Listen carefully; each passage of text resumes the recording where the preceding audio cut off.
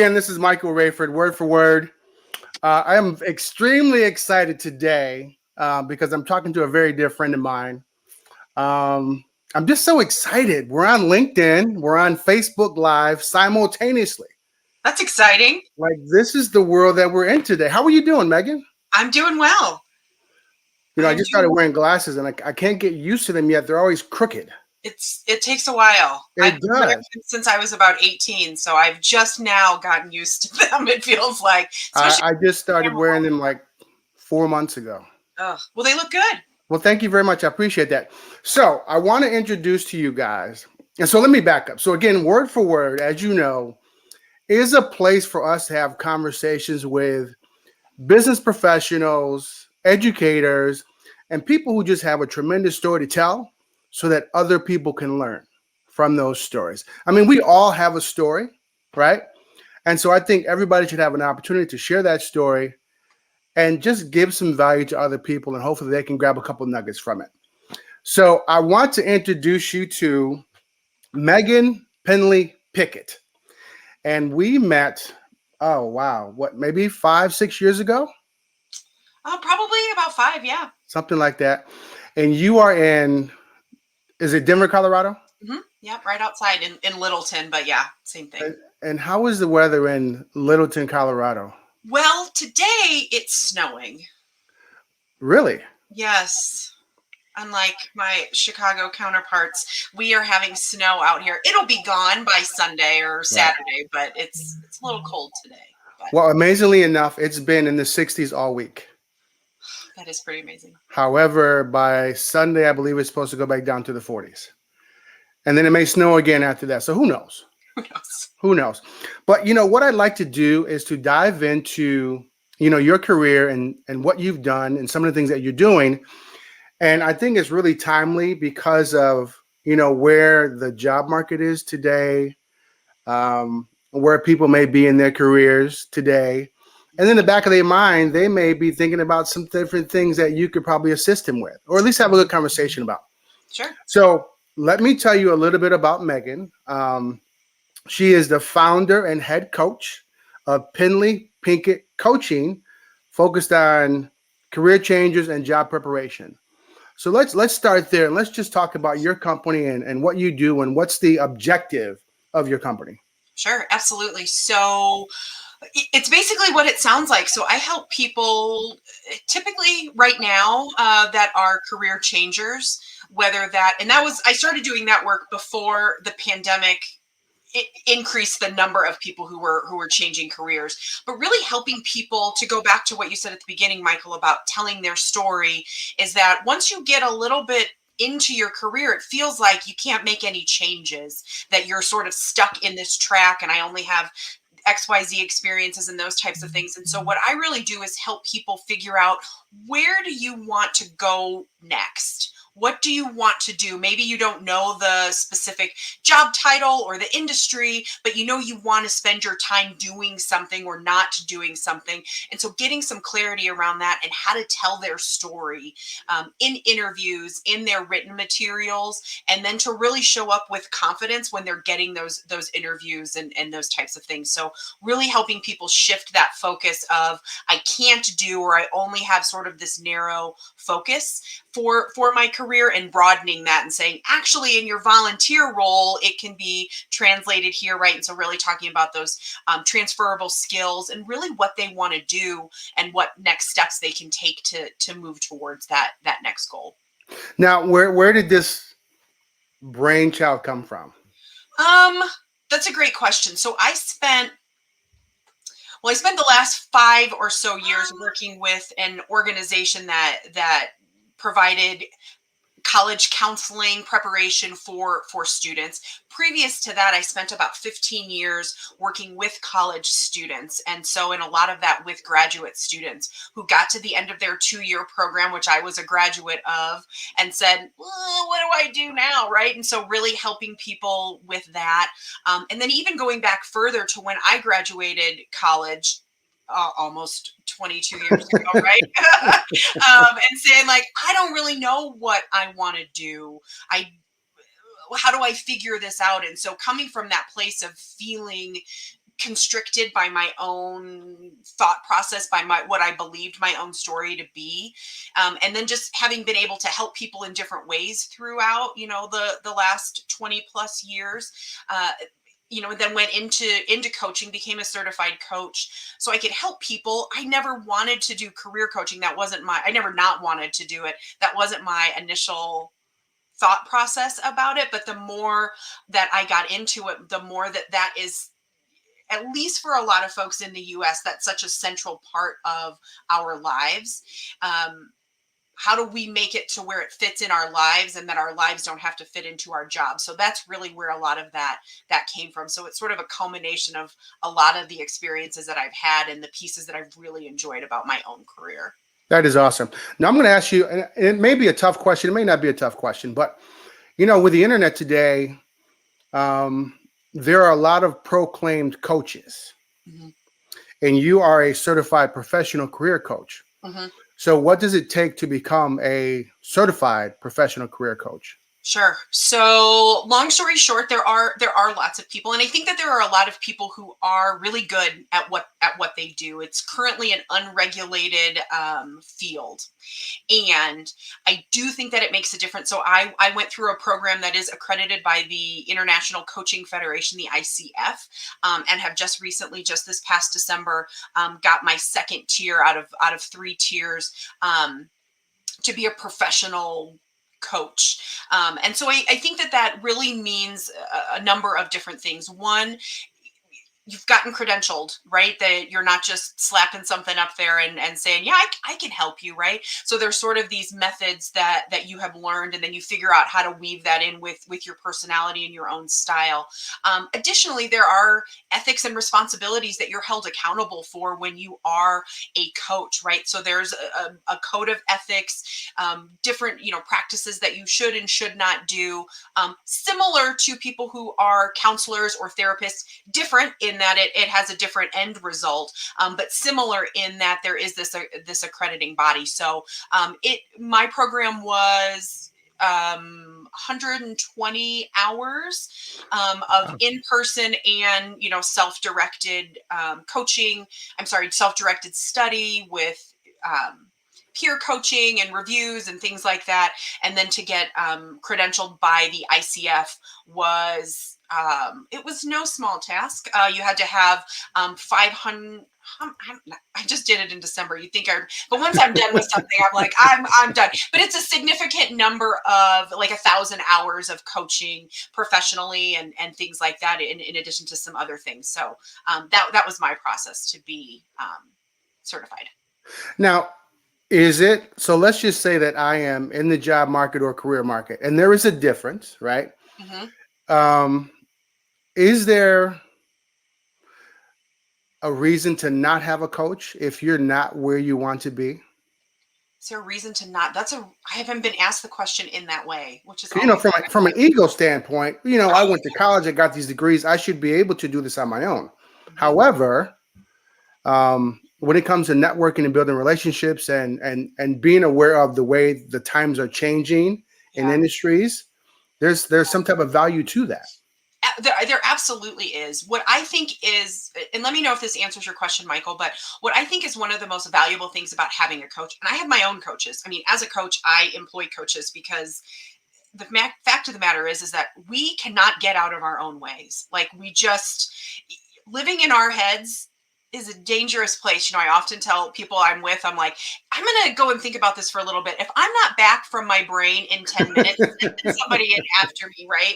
And so I think that a coach really gives you the opportunity to talk through, to figure out sort of what's going on. It's like those crime scene shows where they throw it all up on those fancy, boards, and then they figure out what's really important. And so a coach really allows you to do that and reflects back to you maybe a little bit more accurately than your partner or a best friend or a family member might. And also gives you a different way to look at things and is accountable, right? I can write down on my to-do list everything that I'm going to do. But if nobody knew I wrote it down and I didn't really have to do it, but if I have to show up on a regular basis and say, I said I was going to contact 8 people this week for networking outreaches, which I do not like to do. But if I told somebody I was going to do it, I either have to do it or I have to really defend why I didn't make it happen. And then you can start to hear how flimsy your excuses are, or what really came up and what may continue to come up. So how do you make realistic plans so you can feel successful? So I think those are some of the benefits. Yeah, and I think you brought up a very important part is the fact that we are our worst enemy up here. Absolutely. And I can't remember her name right now, but her last name is Robbins, but she has a book called The 5 Second Rule. And where, we talk ourselves out of major decisions all the time. Absolutely. And so, like you say, whether it's making a phone call, going to a networking event, we'll come up with every excuse in the world to not do it. Absolutely. And her thought is you have to give yourself 5 seconds to make a decision. Like you can't let it linger because you'll continue to talk yourself out of it. Yeah. And so you did answer my question. So thank you very much. And so we know that end of it, but I want to go back a little bit because of your previous position at the Heartland Institute of Financial Education, which is about preparing for college and doing college the right way. Absolutely. Should there be some type of gap that is bridged so that college graduates or even high school graduates can start to get familiar and build relationship with your type of profession to make a more valuable transition, if you will, to the career that they want to get into? Yeah, no, I think that's a really good question, and I do think that there are, of course, I think that there's benefits across the board with that at almost any age, right? Even my own kids who are 10 and 8, talking about like, what do you think you want to be? It doesn't matter what their answer is right now, but that they can start thinking about that they don't have to be sort of closed in because of finances, or they see mom and dad doing one thing or another thing, or somebody in their family. And so I think having those conversations is valuable. And there are programs that exist if you are making those transitions. Heartland is a great place for that, right? If you have a college planning coach, either from Heartland, which I obviously am very biased towards and think is one of the best. Me too. Thank you. There are other organizations out there that do that as well. High school guidance counselors who have the time. I mean, that's one of the major restrictions for high school guidance counselors is that they have a lot of students on their roster. So to sit and have long conversations is a real challenge. At the post high school level, if you're in the community college system, if you're at a 4-year institution, they are going to have advisors that are talking about what does it mean to go into these different fields. I think one of the best ways to figure that out is to talk to people who are in those fields. I'm evidence of that, right? People love to talk about themselves and, oh, here's my experience and here's what I did and here's what I think you should do and all of that. And so just talking with people about what they have done and how they've gotten there can give a much better or a much clearer viewpoint of what those experiences are, right? I remember when I was with the Heartland Institute working as a coach, and I was talking with a student who was going into the medical field as wanted to go into nursing, but realized that she fainted at the sight of blood. Well, you're a junior in college when you figured that out, right? And so that maybe you can overcome that. Maybe you can't, right? So what's something else that you can do? So I think the more information that you can get from people who are in the field, and then talking with someone who doesn't have a vested interest in the outcome, but they have a vested interest in you, right? So your parents, your partner, people in your family, your best friends, again, all of those people are going to have a vested interest in what the outcome is, right? You should take this job. You should do. Whereas if you're talking with someone who's helping you, that has a vested interest in who you are and you being successful, can ask questions like, what's the worst thing that can happen? I just talked to a client before I got on with you that was like, well, what if I apply for jobs and I don't do well in the interviews? I'm like, well, what if you apply for jobs and you don't do well? She was like, well, I guess this, that, and the other, right? But so when you say it out loud to somebody who can just reflect it back, but if my mother were to give me that answer, I'd be like, like there's just, we don't want to hear that from other people. So right. from our loved ones. Right. Absolutely. So 2 things I want to say. Number one, I don't know if I should say happy Women's History Month. Is that proper, or is it just Sure, I'll take it. okay? All right, great. So happy Women's History Month, Thank number you. one. And then how are the boys doing? Oh, my boys, Jackson and Tucker. Jackson and Tucker, yes, they're great. They're second and fourth grade. I know.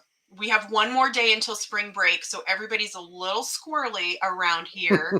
But they're doing well. Everybody's glad to be back in school.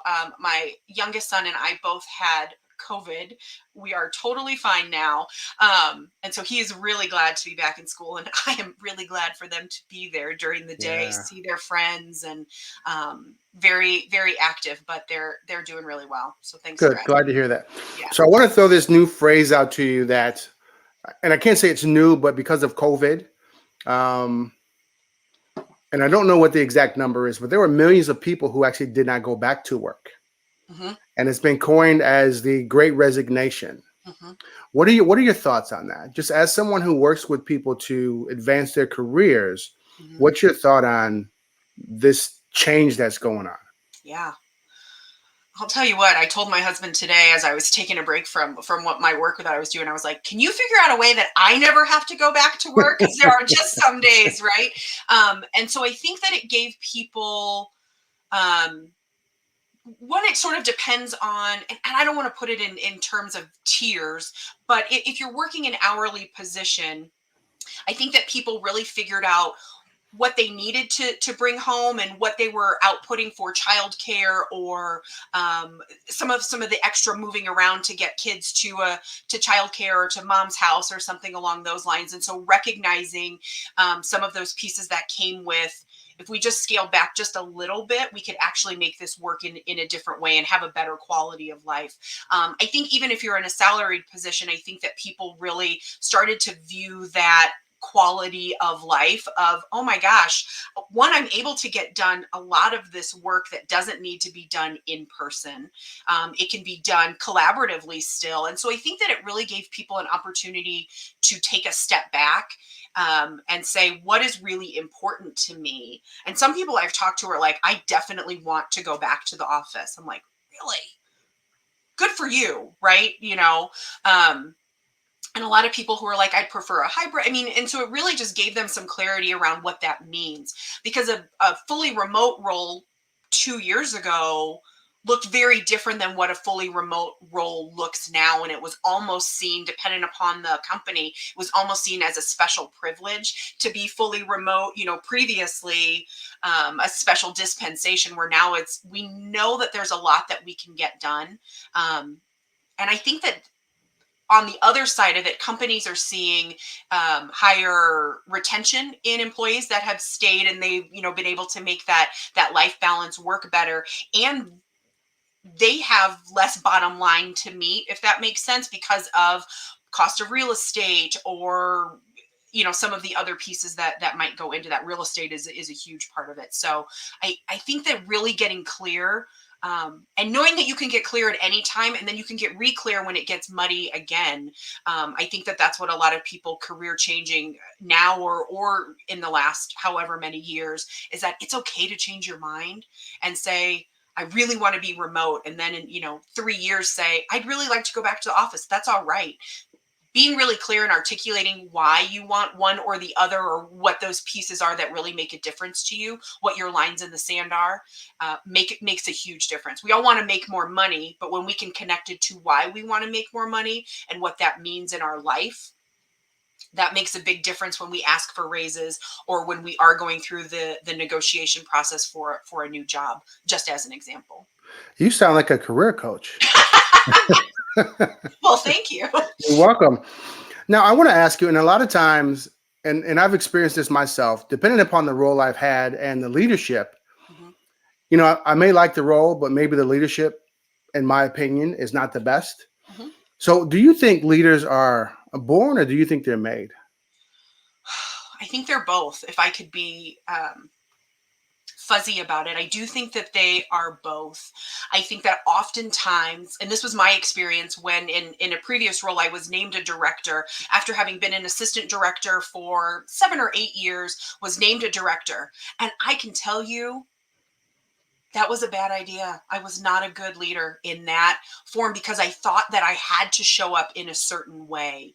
And so we can I think that there are people who have leadership skills that are charismatic, that people will follow them, that they're empathetic, and that they sort of understand both sides of the coin of, because really when you're a leader, almost always you are the middle management, right, of the either the end goal for the business and then what your employees need to do to sort of reach those objectives, and then you're also trying to lead people, and people are people who have lives, and we've seen that even more, in the last 2 years, how that has really been evident. So I feel like I'm dancing around this a little bit, but I think it's both. I think that there are people who are born very charismatic and have that ability, but to go back to what you were saying earlier about that ego, that comes in a lot, even for people who may not have had an ego prior to becoming a leader. That ego sort of sneaks in, and insecurity often sneaks in for leaders. And I know it did for me, of I want to make sure I'm doing the right thing and I'm supposed to show up in a certain way, that type of thing. So I think that leadership training programs that are specific or proprietary to organizations can really, really be beneficial, because just because I'm good at one job doesn't mean I'm going to be good at managing that job, but I need to learn how to manage to meet the objectives and help my people. So what do you think some good qualities of a good leader could be? I think being able to listen more than you talk is really helpful. You can see why that was an issue for me. I also think being able to say, I don't know, and being willing to find an answer or find a solution or find someone who can, to fill that I don't know gap. But I think saying I don't know is huge. And then I think being able to make informed decisions and sticking by that until maybe you need to make a change and say, well, I was wrong with that, or that type of thing. But sort of vacillating in the I don't know area for too long can be really frustrating. But making a quick decision without getting all of the input is also really frustrating for employees as well. We're seeing empathy a lot as well. That would be the last thing I would add. So when we talk about finding a career, this country has gone through some different stages. So we had the industrial age, and now we're in the information age, if you will. Where do you see this country going next? Ooh. I wish I had a really great answer for that. I do a lot of work with people who are getting into the technology industry, or who are moving from multiple careers through, technology. And then also people who are coming from education, having that being my background, moving to the ed tech and software and things like that. And so technology is obviously not going away, but what I think that we have seen with COVID, and sort of the working from home and what that looked like in the beginning and what it sort of looks like now, is that there's always going to be that need for that human connection piece. Even if systems are automated, somebody wants to call and talk to somebody about how do I fix this, or that type of thing. And so I do think that we will continue to see information and technology leading the way when it comes to the world of work and how we do that.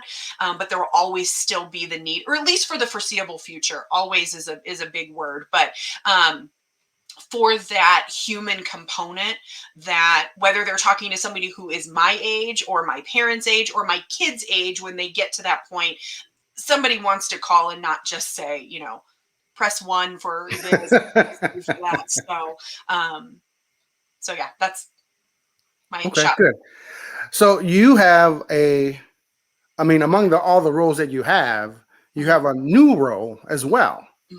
And so let's talk about your new role as is it professional resume writer? Is that the title for it? Yep. Congratulations on that. Thank you. Thank you. Is it, and I know when I graduated school and trying to just figure out this whole resume writing thing, what are some tips that you would give? I mean, first you have your college graduate who is now entering the workforce probably for the first time on the career level.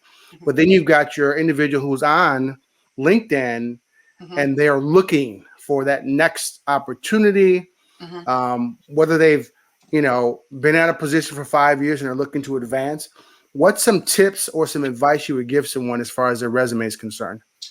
So for resume and for LinkedIn, one of the key pieces, no pun intended, is our keywords that are going to pop up in job descriptions that you're looking at that may be across industries, that are across a field or a specific company. And so there are some ways to do that, including core competency lists or areas of expertise lists on your resume, so you don't have to figure out how do I work these 4 words into a sentence. You're just sort of bullet pointing them. I think is one way to really, it sort of games the AI that manages a lot of those pieces, and it gives you an opportunity to really sort of highlight your responsibilities. What I would say to people is, don't give a rundown of what your job description is. Responsible for X, responsible for Y, right? Really think about it in terms of accomplishments. And so I just wrote one. I write several every day, but increased productivity by 50% through implementation of new automated system, or something along those lines. And my nonprofit and education friends are like, oh my gosh, but we don't talk like business people. I totally get it. I know that, right? And so really start thinking about it in terms of number of individuals that you have taught or advised or mentored, and to what end, right? Mentored hundreds or 50 plus students to promotion, or something along those lines. And so as opposed to giving the job description back in that, figuring out a way to put that in highlight form and add some narrative. So under your job title, write a couple of sentences in a narrative, right? Promoted because of this, or sort of what you would put in bullets, but make it a little bit more prose form.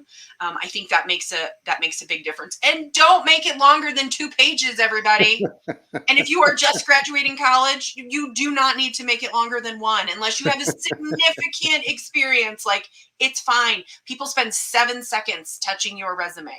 Right. So don't melt your brain over it. All But right. the Thank resume you. is meant to get your interview, and then you really show up in your interview. So, Right. Awesome. So now comes the funner part of the conversation. okay. So, as you know, I am part of a national campaign for financial literacy. Yeah. And so I don't want to scare you, Okay. but I'd like to ask you a few money questions. Okay. And so the show is called Word for Word. So I'm going to ask you 4 money questions. Okay. I'm not going to get too deep, Okay. not too technical. But I would like to know, and just think back, where did you learn about money? My husband would tell you that I still don't know about money. But initially, I think that my parents, I think that is where I at least learned about it. Maybe not the most healthy way, but that is where my parents. Now, can you think of was it because you got an allowance, or well, like what was it that you think they taught you that has been able to stay with you? Well, a little bit. Some bad habits. They're very great, but some bad habits, right? Of like, we'll just pull from over here to pay for this, and pull from over here to pay for this, right? Working class family, south side of Chicago, that type of thing. And so that didn't serve me well for very long as I graduated college. But I remember cashing my checks from jobs that I had, and I had to put a certain amount of cash away so I could put gas in my car. I didn't have debit cards. This was the 90s, right? Like, kids didn't have debit Debit cards weren't around then? not in my house, they weren't. Credit cards may have been, but they were like, don't get those. And I should have listened to that one. But that was a lot of like, okay, I need to pay for X. So it was more that tunnel vision on, okay, I need to pay for gas for my car type thing. Good. Now this is so one of the things that we try to teach people in our workshops is, and if I think back to my parents and probably your parents too, the thought was go to school, get a job, with a company that has good benefits that will either give you a pension or a 401k. Yeah. And then when you become 67, you retire and you get Social Security. The government will pay for it, will take care of you. Yeah. Like, whose responsibility do you think it is to ensure that you become financially free? Is it the company, the government, or the individual? What are your thoughts on that? My thought is that I wish it was somebody else's responsibility other than mine. Um, but the truth is that it isn't. I do believe that it lies with the individual. Um, and with that being said, that there are contributing factors that you can hopefully find those jobs or opportunities that pay you a living wage where you can put money away for today and for the future, right? We're like, how are we going to pay for our kids' college? And I should know these things given my background, right? But like, so you want to take that into account. You do want those retirement benefits if you can find them, but also career coaching hat on, not allowing that to dictate where you then live the next 40 or 50 years of your life in a career. That you have the ability to move around and figure that out. But I do believe it lies with the individual to find out what their best options are. Okay, good. Now, your sons are 10 and 8. Have you started, you and your husband, have you guys started talking about money with them? We have, yeah. Yes, my children get allowance. They have to do chores to do that. They're like, Chores? what chores are you doing, Mom? I'm like, I'm pretty sure you don't want to ask your mother that question. And so they get that. They get their allowance and they can pretty much spend that how they want. They want a phone and they want a computer. I'm like, okay, you have to save for that. And then when we go to the store or when we order online, more likely, for friends' birthdays or whatever that is, they'll say, well, let's buy them this. And we talk to them about that's not in our budget right now. Or can we go out to eat or, something along those lines? That's not in our budget right now. We changed that language from we don't have the money or just simply no a couple of years ago to say that's not in our budget. And they'll say, what is our budget for, whatever it might be. They may not fully understand that. Sometimes I don't fully understand that. But that's how we talk about that. And when they do go to make a purchase or, we're scrolling through, oh, I want this watch. Okay, you can pay for it. Do you want to take that money away from what you were paying for before? And the answer sometimes might be yes. And sometimes it's like, probably not. I'm like, it's your money. You can spend it how you want. But this is what we had talked about. So that is awesome. All right, last question. Okay. And this is probably the toughest one. Okay. If you could have a conversation about Megan when she was 18 or 19 about money, what would you say to her? It's not unlimited, sister. Like you have to. I mean, really, it was. I am still paying for some college loans from my undergraduate because of how I used money at the time. Oh, I'll just take this out so I could go out to eat, or it could be easier to do some of that. And so to really rein that in, to say you don't want to be paying for this forever, and so that instant gratification piece. I would really, I don't know that I would listen, but I would really want to have, because I'm sure my parents had that conversation as well. And I'm like, okay, thanks for your help. But that's really what I would say. And that habit really continued for a long time until I finally, to be perfectly honest, turned the reins over to my husband. I said, I can handle everything else. Can you please get us on track? And he is fantastic with it and did that. But that's what I would say to myself. Well, that is good. And it sounds like you guys as a family are having these conversations. Everybody's participating on some level, no matter what the percentage is, but it's a family effort. So I commend you for that. And so now, what would you like to say to anyone who's going to see this, whether it's about their career or about, transitioning from college into the workforce? What's something that you'd like to give, a couple of nuggets or two, just about what you do and some things to just pay attention to? Yeah. Okay, two things. So I think one for anybody who's transitioning from college to the workforce is, show up. Show up like a grown up. Not in that is not a condescending way of talking about that, but I worked with college students for a very long time, and so really show up and show that you know what you're doing, because this generation of students and people in general have a lot to bring to the table, whether it's the skills that they have or the technology information, how easily they adapt to that, those types of things. So show up and have your attitude match what you can do. So it sort of overcomes the older generation, which is, much older than you or I, Michael, but, and not that it's their responsibility, but it is their responsibility to show up in the best way that they can. And so that would be for our younger viewers. And for anybody who is in a career or in a job, because you're right, there is a difference between a job and a career, but either one that you are in, you can change your mind at any time. There may be some steps that you need to take to make that change. There may be some education or experience or competencies that you need to build, but identifying what those are and taking steps towards that versus saying, I can't do it, I couldn't go back to school, or I don't know how to get that. Okay, talk to somebody who does, right? There are people like me who are in this profession. If you have gone to school at any level, there are going to be career counselors that are available to alumni, to people who have visited. There are community centers who offer these types of, at libraries or vocational centers that offer these types of conversations to really help people identify what their resources are. So then you can get the information that you need so you can make an informed decision, and not one that's based out of fear. What if I lose this? And what if I can't do X? I don't want to paint it with a rainbow brush and say, oh, it's so easy. It's actually really easy to sit in that space of I can't do it, therefore I'm not going to. And so find out what you are able to do and make a decision based on that. That is awesome. This has been a fantastic conversation. And so if people wanted to reach out to you, where could they find you? I know they can find you on LinkedIn. Where else could they contact you? LinkedIn is probably actually the best place to find me. And so Megan Pendley Pickett, nobody else has that name. So one or the other last name they might have, but that combination they don't have. So that's the best way to reach out to me. That's where a lot of my clients find me. And that's where I'll put a lot of information out there if I'm, blogging or doing anything like that. So that is awesome. Megan, I want to thank you for being on Word for Word. We do appreciate you.